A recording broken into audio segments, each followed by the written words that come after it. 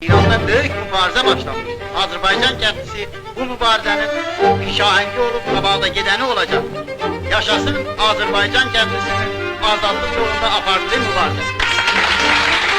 1324 Şəhrivərinin 12-sində, yəni 1945-ci ilin sentyabrın 3-də Azərbaycan Demokrat Firqəsi bir bəyannamə yayaraq öz quruluşunu elan etdi. Bu tarixi bəyannamədə Güney Azərbaycan türklərinin milli və demokratik haqlarını qorumaq üçün yazılanlar qısaca bunlardan ibarətdir. 1. Yerli idarəçilikdə muxtariyyət. Azərbaycanın daxili işləri Təbrizdə yaradılacaq, Milli Məclis və hökumət tərəfindən idarə olunmalı. 2. Azərbaycan türkçəsi məktəblərdə və idarələrdə rəsmi və tədris dili kimi işlədilməli. Xalq öz ana dilində təhsil almalı. 3.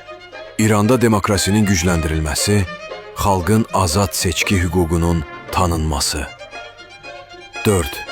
Feodal münasibətlərin aradan qaldırılması, kəndlilərə torpaq verilməsi. 5. Qadınların azadlığı və ictimai-siyasi yaşamda iştirakı. 6. İşçilərin hüquqlarının qorunması, işçi sendikalarının yaradılması. 7.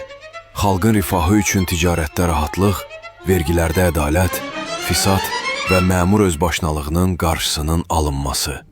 Xalqımızın igidliyi düşsün dildən dillərə, əməlləri yadigar tək qalsın ildən illərə. Mən deyirəm Azərbaycan qəhrəmanlar yurdudur, mücahidli Sattarxanlar, Ağırxanlar yurdudur.